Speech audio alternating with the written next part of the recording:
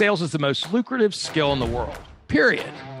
The problem is most sales advice out there today is outdated, cheesy, and can even keep you from getting the deals that can make all the difference in your career.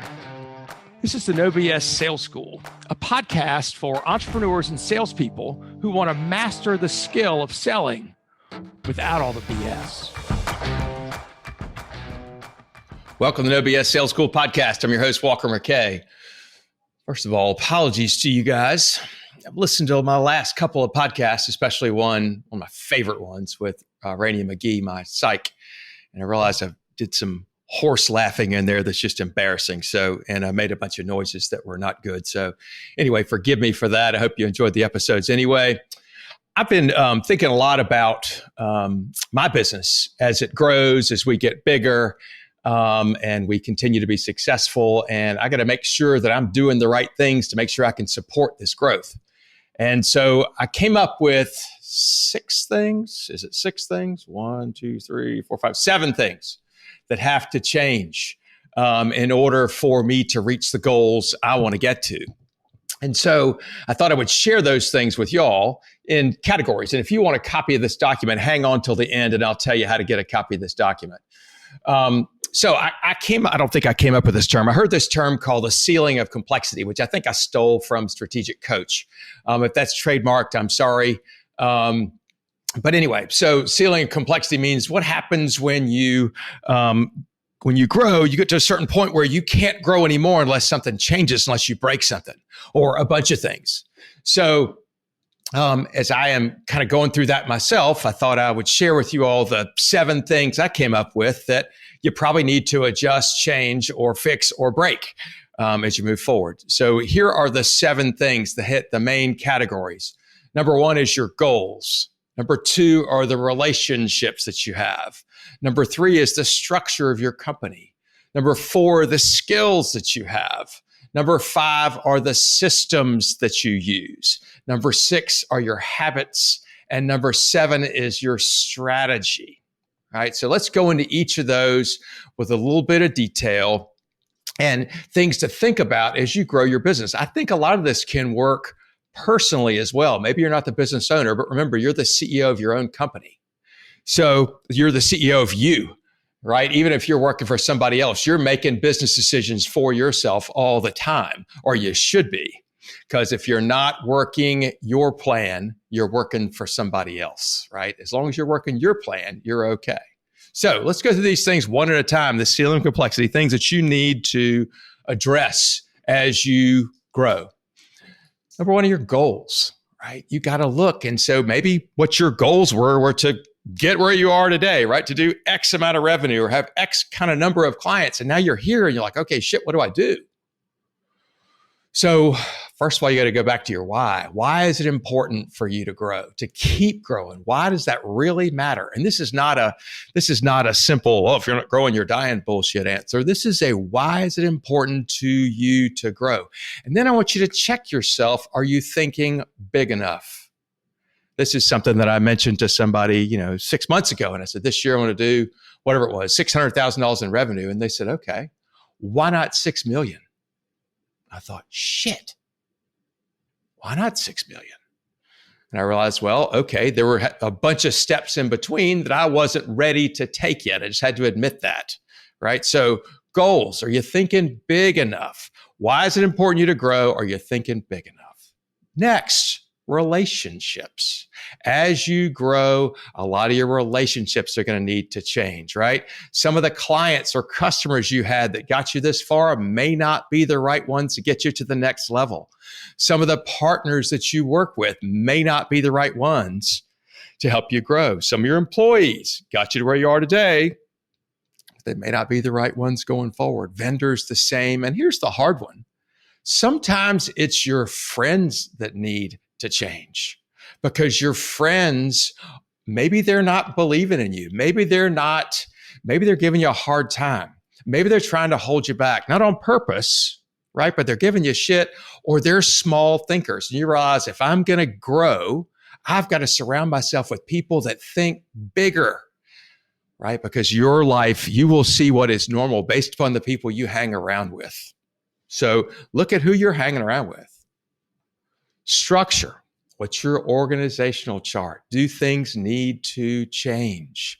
Are there people in certain seats on the bus, if you will, that aren't the right ones to get you to the next place? Or do you need to have more formal org chart? Make sure that people are reporting to the right structure, right? Or is it you're going to be more organic? What does it need to look like? Next is skills. Do you have the management skills, or do you have the management skills on board to grow? How about sales skills? Maybe you've been getting inbound leads that can handle that, right? You got the skills for that. But all of a sudden, if you're going after bigger, more complex clients, that's going to take a different skill set, perhaps longer sales cycles, perhaps different levels of contact in a company. You'll also need probably some more industry-specific skills and maybe some more company-specific skills. And maybe this is inside of your company, right? You're going to need some people that have these upgraded skills. The next thing are the systems that you have. What are your in-office processes? How do you onboard your customers and clients? How do you offboard them? How do you make sure you're tracking things? Does that need to be more robust? And then technology underneath systems. Do you have the right technology, the right software, the right hardware systems? Are you networked correctly? Do you have the right security systems to make sure that your data and your client's data is safe? The next thing is habits. Where do you spend your time? Where do each of your employees spend their time? Maybe you've had a thrill about going to the mailbox. You're the one that's going to pick up the checks. You probably don't need to do that as you're growing. You need to get somebody else to do that. Think about what your time is worth. What do you want your time to be worth? It's kind of humbling if you look at, some people work 2,000 hours a year, 50 weeks times 40 hours. And they think, okay, and last year they made $200,000, right? You know what that means? Your time's worth $100 an hour. If you spread out over the time, if you spread over that entire time, $100 an hour.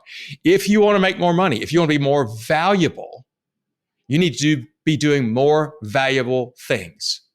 So what are the things that are worth $250, $500, $1,000, $5,000, $10,000 an hour? If you're the leader of the company, that's where you ought to be spending your time. Hire somebody below you who can do the stuff that's worth $25, $50 an hour, $100 an hour sometimes. Hire people below you to do that to free you up to work on the stuff that's $5,000, $10,000 an hour, which is typically in front of new prospects, vision for your company, thinking, planning, right? That's the stuff that's worth the most, right? If you're the CEO. And then next is strategy. What clients do you need now? Who are the deer? If you're going to grow your business, who do the deer need to be? How will you get to them? What new offerings do you have for them? What are the new things that you can present to them to make yourself relevant in that marketplace? So consider all those things as you grow. If you want to copy this document, if you will email me, walker@walkermckay.com, I will be happy to send you a copy of this. If you have not yet done a review of my podcast, please do that. That'd be super helpful to me. By the way, we've got new programs that are starting for companies and for individuals every single week. So if you want to talk to me about a sales problem you have or an opportunity for growth that you've got to figure out how to take advantage of, pick up the phone and call me, 803-917-2817, or email me, walker@walkermckay. Let's have a conversation, see if I'm the right one to help. No BS Sales Team, I love you. I appreciate you very much. Thank you for being here and participating in the podcast. Share those with somebody who needs to hear it. Thanks for listening to the No BS Sales School podcast. If you haven't already, please take 1 minute to write a quick review for the show. It really does make a huge difference. Also, subscribe to the show and please forward this episode to somebody else who needs to hear it. As a bonus for listening, I'm going to give you access to a free mini course, 7 expensive sales mistakes you're making and what you can do about it. Go to www.7salesmistakes.com and get access to the free mini course. That's the number 7, salesmistakes.com. Thanks again for listening to the OBS Sales School podcast.